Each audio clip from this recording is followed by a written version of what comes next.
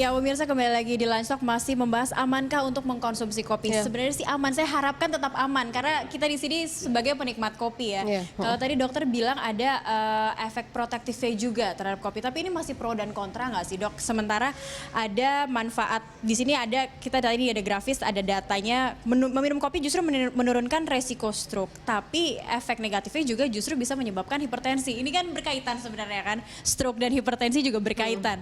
Sebenarnya seperti apa nih dok? Iya, jadi sama seperti kalau kita minum obat atau apa saja, atau konsumsi apapun pasti ada good effect dan bad effect. Tetapi kalau untuk kopi ini, dari banyak studi, ada sebuah apa yang disebut sebagai systematic review, dia menggabungkan banyak studi dari yang sudah ada. Tampaknya bahwa good effect-nya lebih banyak daripada bad effect-nya. Tadi bad effect-nya misalnya katanya disebut sebagai stimulasi susunan saraf pusat. Efeknya ke jantung dan pembuluh darah apa? Ada dua hal. Pertama, takikardi, jantungnya lebih berdebar. Yang kedua, tensinya sedikit naik. Tapi sekali lagi bahwa efek itu transien. Transien itu katakanlah dalam beberapa jam akan turun, beberapa menit atau jam bahkan beberapa turun. Efeknya sangat individual. Pada orang kebanyakan mungkin nggak ada masalah. Pada orang tertentu yang dalam tanda kutip sensitif mungkin. Tetapi side effect itu secara umum pada populasi tidak masalah. Nah, good effect-nya apa? Jadi kita cukup terkejut ada dua studi. Saya sebutkan tadi dua studi besar. Satu studi pertama. Wah, ini ada kopi ya. Ini ada kopinya yang datang. Kopinya juga. Jadi kebetulan kalau saya minum kopinya dikit ya, tadi pagi udah minum cappuccino dikit. Nah, dokter aja menakar tuh minum kopinya. Saya termasuk yang membatasi, tetapi sedikit minum ya. Tapi saya peminum juga, tapi tidak banyak. Jadi studi itu ada satu studi dilakukan di Korea, dari Samsung Medical School dan Hospital di Korea pada 25.000 orang studentnya gitu ya, termasuk orang-orang yang bekerja di sana, ada dengan rata-rata umur 41 tahun. Jadi apa yang didapat? Ini efek dari minum kopi terhadap profil pembuluh darah koroner, dilihat dengan CT scan. Ya. Apa yang didapat pada mereka yang dibandingkan antara mereka bukan peminum kopi, minum kopi 1 cangkir sehari, 1 sampai 3 cangkir, yang lebih dari 3 cangkir.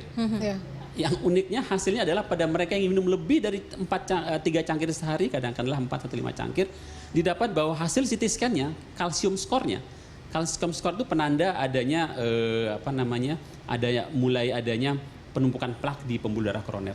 Itu lebih rendah daripada mereka yang bukan justru tidak meminum kopi. Lebih rendah sampai 40%. Pada kelompok yang 1 sampai 3 cangkir 35%, pada kelompok yang hanya 1 cangkir 23%, pada kelompok yang tidak minum kopi sama sekali. Jadi kalau gitu orang berpikir jangan-jangan memang ini malah melindungi pembuluh darah. Itu satu studi, jadi itu masih kontroversi gitu. Jadi tentu kita tidak bisa berkaca pada hasil studi. Studi kedua dikeluarkan November kemarin di Circulation, ini jurnal yang sangat penting buat kita di bidang jantung dan pembuluh darah. Dari studi ini dilakukan pada lebih dari 200.000 orang, dilaporkan dari Harvard University ya. Metodenya recall itu maksudnya orang minum kopi dicatat gitu ya, diikuti 200.000 orang. Apa yang dibandingkan adalah kemudian risiko kematiannya diikuti pada periode tertentu, kemudian berapa yang meninggal karena satu stroke, yang kedua karena yang pertama jantung dan pembuluh darah ya, yang kedua stroke, yang ketiga karena suicide, karena bunuh diri. Apa yang didapat pada kelompok dengan peminum moderate 3 sampai 5 cup sehari, itu angka kematiannya secara umum baik karena kardiovaskuler atau karena stroke atau karena bunuh diri menjadi lebih rendah daripada kelompok yang lain. Jadi aneh ya, seolah-olah kalau minum kopi 3 sampai 5 sehari maka resiko kematian kita menjadi lebih rendah. Nah, tapi dok, ini berbicara mengenai penyajian kopi sendiri kan memang ada bermacam-macam ya dokter ya. Kalau ada orang minum kopi murni, kopi saja sama gula. Ada juga yang sudah dicampur susu, seperti sekarang mungkin lifestyle minum kopi itu lebih sering sama susu, terus juga ada es krim mungkin, ada krim mungkin, whipping creamnya seperti itu. Nah, ini kopi yang mana yang dimaksud yang kalau kita konsumsi kemudian ini justru ada efek membantu positif kita untuk kesehatan gitu? Ya, kalau dibilang kopi umumnya orang di dalam recall study itu mungkin umumnya kopi-kopi yang biasa ya, pure kopi ya. Tapi yang harus kita ingat bahwa ketika itu dicampur dengan yang lain, katakanlah jenis-jenis kopi dengan gula, dengan susu, apalagi frappe ya istilahnya ya, yang manis sekali, itu ditengarai bahwa kenaikan yang menjadi bahaya di situ ada kenaikan kalori juga. Jadi bahkan 1 cup cangkir kopi dengan campuran yang macam-macam tadi bisa satu kopi bisa 500 kalori tuh. Nah itu masalahnya lain lagi tuh. Risknya nggak cuma urusan kopinya, tapi risiko adanya komponen gula di situ. Tapi artinya campurannya tidak mengurangi dari fungsi kopi yang punya manfaat kopi, tapi beware atau hati-hati dengan good effect itu. Dengan mungkin kenaikan konsumsi kalori. Ya, kalorinya dari ini akan meningkat. Itu lain-lain karena campurannya itu kan dokter ya. Masalah berikutnya untuk kita dan yang kita lihat tentu efek kopi dalam jangka panjang. Berarti kembali lagi kita juga ingin menikmati kopi harus mengetahui juga mungkin ya sebenarnya jenis kopi yang kita minum kadar asam yang akan seperti apa, apakah dia kontradiksi dengan kondisi tubuh kita. Sekali. Kemudian hati-hati juga dengan campuran-campuran yang tadi kalau Anda mau diet atau mengurangi efek buruk dari peningkatan berat badan, jangan lupa bahwa kopi yang dicampur dengan gula dan lain-lain juga meningkatkan kalori yang berat badan naik dan mulai yang lain-lain ada tuh. Resiko diabetes, resiko hipertensi dan lain-lain juga. Oke, dokter saya mau tanya, kopi itu kan selalu identik kita bilangnya kafein ya, dia mengandung kafein. Kemudian kafein itu menjadi suatu zat yang keramat yang membuat orang kemudian takut mengkonsumsi kopi secara berlebihan. Kita mau tahu ini kafein sebenarnya gunanya untuk apa, dampaknya seperti apa di tubuh dokter? Jadi kopi isinya nggak cuma kafein ya. Iya, betul. Jadi ada hal-hal lain pada kopi. Jadi kafein sendiri memang tidak hanya di kopi, ada juga di teh dan coklat juga ada. Dan memang ini yang ditengarai pemahaman kita selama ini yang berpotensi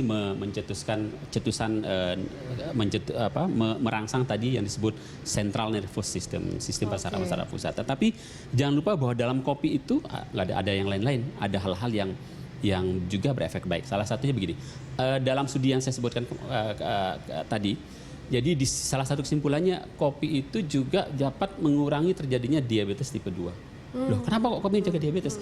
Ternyata ada hal-hal lain di luar, ada zat macam-macam kok di kopi ya. Ada yang disebut asam klorogen namanya, ada yang ada 2, 3, 4 komponen yang berpotensi menurunkan apa yang disebut resistensi insulin. Ketika resistensi insulin maka resiko tipe diabetes 2 menjadi turun. Satu lagi efeknya antioksidan. Antioksidan itulah yang dipikirkan orang mungkin saja dispekulasikan oleh studi yang besar tadi dalam jangka panjang justru menurunkan nilai mortalitas baik karena penyakit jantung dan pembuluh darah maupun penyakit saraf ya. Dan energi booster atau mood booster juga itu terbukti dok? Ya, salah satunya. Jadi mungkin apakah itu pada kelompok besar belum ada studinya saya kira yang betul-betul mengaitkan dengan imun booster pada studi besar yang kita percaya. Tapi prinsipnya adalah bahwa dia punya efek menekan resistensi insulin plus menekan oksidatif stres. Kalau kita menekan oksidatif stres dengan cara apapun itu sangat baik untuk tubuh kita dalam jangka panjang. Minum kopi untuk mengurangi stres. Harusnya seperti itu ya. Stres terhadap tubuh secara umum ya. Stresol terhadap sel gitu. Itu salah satu side effect-nya. Tetapi tentu kita tidak minum kopi untuk tujuannya itu. Tetapi ketika minum kopi mungkin ada manfaat itu yang bisa didapat salah satunya. Tapi ini studi-studi yang berjalan terus akan ada bukti-bukti baru barangkali di kemudian hari.